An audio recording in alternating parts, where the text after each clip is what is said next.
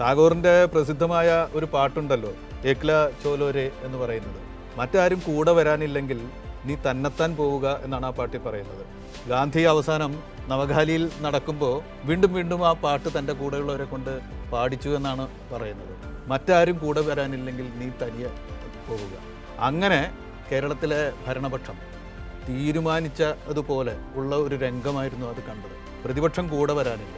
BJP പുറത്ത് അവിടെ പ്രാതിനിധ്യമില്ലെങ്കിലും അവരും കേരളത്തിന് വേണ്ടി കൈകോർക്കാൻ ഇല്ല.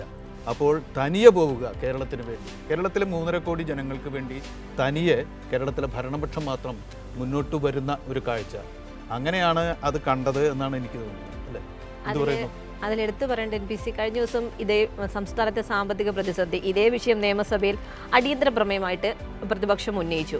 അപ്പോൾ മുഖ്യമന്ത്രി പറഞ്ഞ ആദ്യത്തെ വാചകം ഇതാണ്, അതായത് ഇങ്ങനെയെങ്കിലും ഈ വിഷയം നിങ്ങൾ ഇവിടെ സഭയിൽ ഉന്നയിച്ചതിൽ നന്ദിയുണ്ട് എന്നുള്ള കാര്യമാണ്. അതായത് സർക്കാരിനെ കുറ്റം പറയാനായിക്കോട്ടെ, പക്ഷേ സർക്കാരിനെ കുറ്റം പറയുമ്പോൾ തന്നെ എന്താണ് ഇതിന് പിന്നിലുള്ള കാരണം എന്നതിലേക്ക് ഈ ചർച്ചയിൽ നമ്മൾ എത്തും.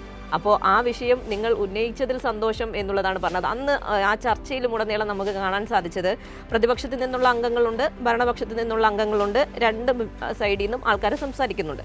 അപ്പോൾ ഈ രണ്ട് പക്ഷത്തിൽ നിന്നുള്ള അംഗങ്ങൾ സംസാരിക്കുമ്പോഴും അതിൽ ഏറ്റവും എല്ലാവരും നോക്കുന്നത് പ്രതിപക്ഷത്തിൽ നിന്നും സംസാരിച്ചവരെയാണ്. അവരെന്താണ് പറയുക എന്നുള്ളതാണ്. ഓരോ അംഗവും സംസാരിച്ചത് എടുത്തു പറയേണ്ടതാണ്. കാരണം ആരും കേന്ദ്ര സർക്കാരിനെ രൂക്ഷമായി വിമർശിക്കാൻ തയ്യാറായില്ല. അതിന് അപ്പുറത്തേക്ക് സംസ്ഥാന സർക്കാരിൻ്റെ ഘടികാരസ്ഥത കൊണ്ട് മാത്രമാണ് ഇവിടെ സാമ്പത്തിക പ്രതിസന്ധി എന്നുള്ളതാണ് പറഞ്ഞത്. അതിനുശേഷം മുഖ്യമന്ത്രി തന്നെ പറഞ്ഞു, ഈ വിഷയവുമായി ബന്ധപ്പെട്ടുകൊണ്ട് നമ്മളിവിടെ ഒരു പ്രമേയം കൊണ്ടുവരുന്നുണ്ട്.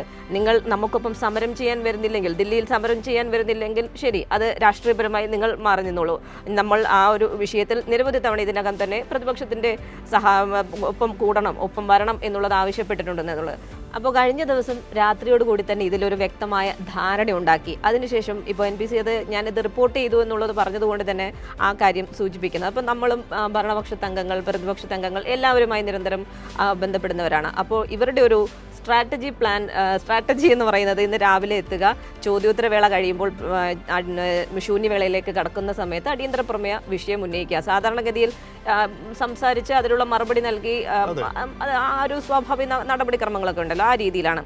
അപ്പോൾ ആ രീതിയിൽ കാര്യങ്ങൾ എത്താത്ത ഒരു വിഷയം വേണം സഭയിൽ കൊണ്ടുവരാൻ. അപ്പോൾ കോടതിയുടെ പരിഗണനയിലിരിക്കുന്ന വിഷയങ്ങളാകുമ്പോൾ സ്വാഭാവികമായും സഭയിൽ ചർച്ച ചെയ്യാനോ ആ വിഷയം എടുക്കാനോ സാധിക്കുകയില്ല. അപ്പോൾ അത്തരത്തിലൊരു വിഷയം എടുത്ത് മനഃപൂർവ്വമായി സഭ സ്തംഭിപ്പിക്കുക, ഇതാണ് ആലോചിച്ചിരുന്നത്. അപ്പോൾ ഈ പ്രമേയം വരും എന്നുള്ളതറിയാം. പ്രമേയത്തിൽ നമുക്ക് സംസാരിക്കേണ്ട, പ്രമേയത്തിൽ നമ്മൾ പങ്കെടുക്കേണ്ട. സഭ സ്തംഭിപ്പിച്ചാൽ ആ രീതിയിൽ നമുക്ക് അപ്പം തന്നെ പൂർണ്ണമായും സഭാ നടപടികൾ നിർത്തിവെക്കാൻ സാധിക്കും. പക്ഷേ സഭ സ്തംഭിപ്പിക്കാൻ അവർക്ക് സാധിച്ചില്ല. സ്പീക്കർ ഈ ഒരു പ്രതിഷേധത്തിനിടയിലും സഭാ നടപടികൾ മുന്നോട്ട് കൊണ്ടുപോകാൻ തീരുമാനിച്ചു.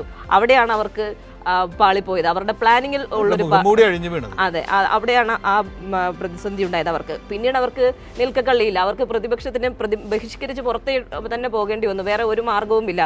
സഭാ നടപടികൾ ആരംഭിച്ചു. ഈ പ്രമേയം ധനമന്ത്രി അവതരിപ്പിക്കുന്നു. ധനമന്ത്രി KN ബാലഗോപാൽ അവതരിപ്പിക്കുമ്പോൾ തന്നെ അദ്ദേഹം ആദ്യം തന്നെ സൂചിപ്പിച്ചത് ഈ വിഷയവുമായിരുന്നു. ഈ വിഷയത്തിൽ അവർക്ക് സംസാരിക്കാം, അവർക്ക് എന്തെങ്കിലും ഡിസന്റ് ഉണ്ടെങ്കിൽ അവർക്ക് രേഖപ്പെടുത്താം. ആ ഡിസന്റ് പരിഗണിക്കാവുന്നതാണെങ്കിൽ പരിഗണിച്ചും തള്ളേണ്ടതാണെങ്കിൽ തള്ളിയും സഭ മുന്നോട്ട് പോകും. പക്ഷേ ആ രീതിയിൽ പറയേണ്ട കാര്യങ്ങൾ ഒരു വേദി ഉണ്ടായപ്പോൾ പോലും അവിടെ സംസാരിക്കാതെ, അതിൽ പങ്കെടുക്കാതെ മനഃപൂർവ്വം അത് ബഹിഷ്കരിക്കുന്നു എന്നുള്ളതാണ് അതിൽ ഏറെ പ്രസക്തമായ വിഷയം.